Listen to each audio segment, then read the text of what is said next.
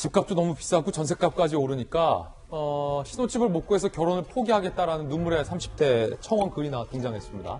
지난 26일 청와대 국민청원 게시판에 오른 글이라고 하는데요. 좀 소개해드리겠습니다. 30대가 쓴 글이라고 해요. 문재인 정부의 부동산 정책으로 결혼을 포기하기에 이르렀습니다. 라는 글인데 내년 초에 결혼을 앞둔 30대 직장인입니다. 저는 주택난으로 결혼을 거의 포기하기까지 이르렀습니다.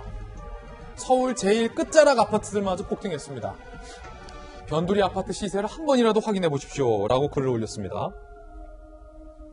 로또와도 같은 생애 최초 특별 공급 대책을 당근이랍시고 내놓았지만 수백 대 1 경쟁률 속에 99%는 떨어지는 로또 용지 않고 헛된 희망을 품고 사는 신세입니다. 라고 비판을 했습니다. 지금 이 사태, 도대체 대통령으로 어떤 인식을 갖고 있는 것입니까? 결혼 안 하는 이유가 부동산에 있다는 걸 정녕 모르시는 겁니까? 몰랐다면 이건 무지한 거고 알면서도 해결하지 않는다면 이건 악한 것이다. 라고 비판을 하고 있네요. 김영주 의원님. 네. 일단은 우리 30대들이 자 물론 이 글을 올리신 분이 맞겠죠. 믿어야겠죠.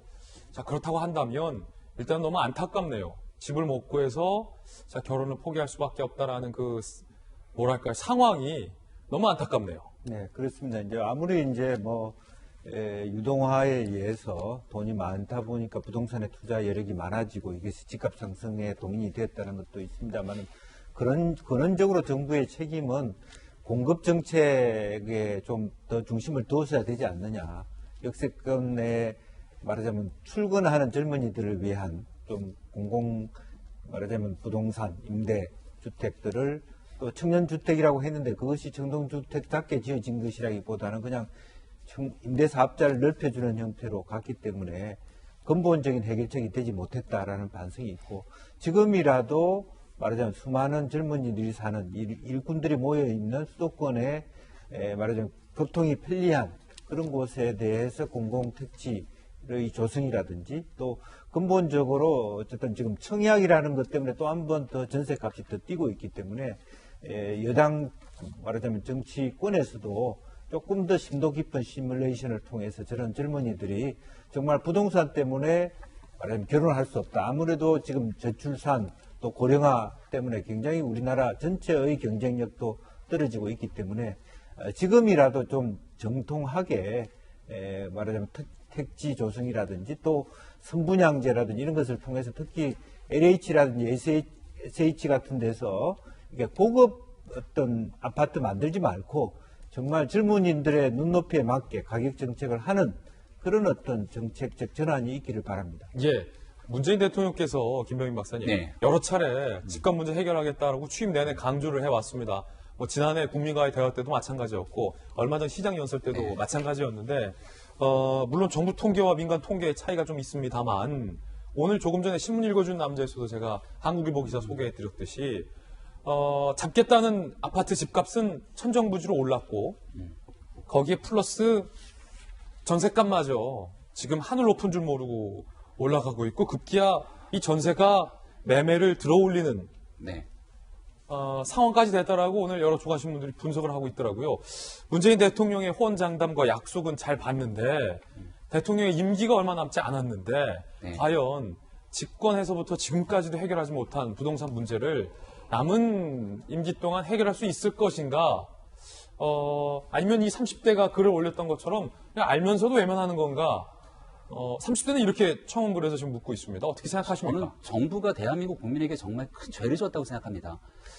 그래서 보니까 올 초에 전세로 들어갈 수 있었던 가격이, 올 초에 매매할 수 있었던 가격이 있는데 그게 한 10개월 정도 지난 지금 시점에서 바라보니까 그 전세값이 매매값이 됐다는 겁니다.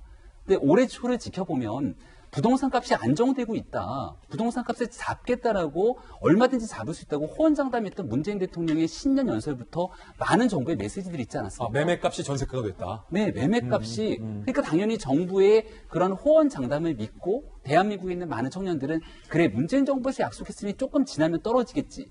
조금 지나면 더 떨어지겠거니. 하고 세월이 지나서 결국은 내 집 마련의 꿈은 영영 멀어지는 것이 아닌가에 대한 걱정과 고통에 살고 있는 것이고요. 세간에는 이런 얘기도 듭니다. 지금 전세값이 너무 폭등해서 굉장히 살기가 어려운데 현 정부는 전세를 안정시키겠다고 합니다.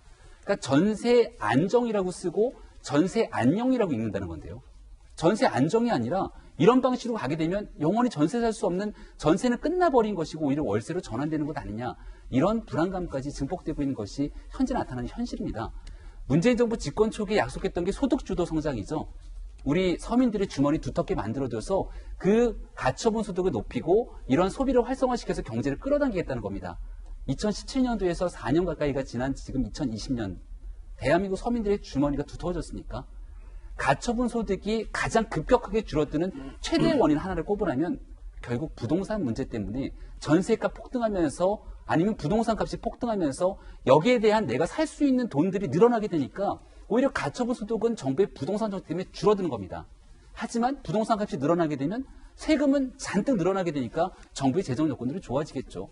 지금 이러한 아이러니를 문재인 정부가 어떻게 풀어낼 것인지 저는 지금까지 나타난 상황이 너무 복잡하게 얽혀 있어서 한 번에 끊어내기는 어렵다고 생각되지만 국민들에게 신뢰를 주기 위해서 지금의 이 막장 부동산 정책을 만들어냈던 책임자들은 전면 교체하고 완전하게 뒤바꿀 수 있다는 혁신의 의지를 보여주는 것이 최소한 국민들에게 보여줘야 될 문재인 정부의 도리가 아닐까 싶습니다. 자, 이 의견은 이제 야당의 김병인 비대위원의 개인 견해입니다.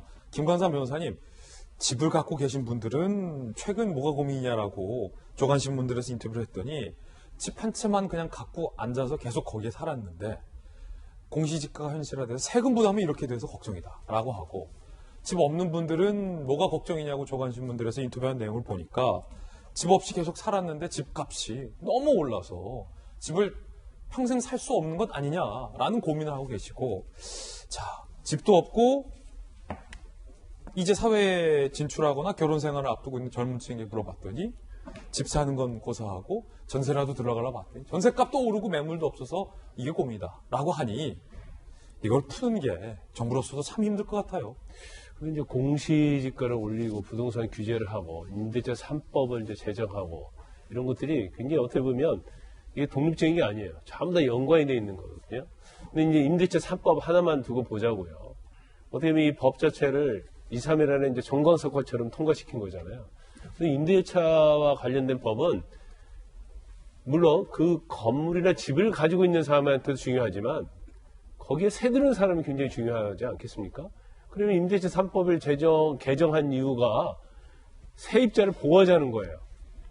근데 결과적으로 보면 세입자가 보호하는 게 아니라 세입자가 지금 피해를 입는 상황이 발생했단 말이에요. 그래서 전세 매물이 씨가 마르고 월세로 전환되고 정말 굉장히 힘든 상황이 발생을 했는데 이 법이라는 게 그래서 중요한 거예요. 이런 특히 민생이랄지 전 국민과 관련된 법을 제정할 때는 시뮬레이션도 해봐야 하고요. 공론화 과정도 거쳐야 하고요. 상당히 많은 시간을 여기에 투여를 해서 이거에 대한 작용, 부작용 이런 것을 전부 다 검토를 해야 하는데 단지 전세값을 못 올리게 하면 세입자에게 유리해. 세입자가 마음대로 전세 기간을 연장할 수 있게 해. 그러면 세입자가 더 좋아질 거야.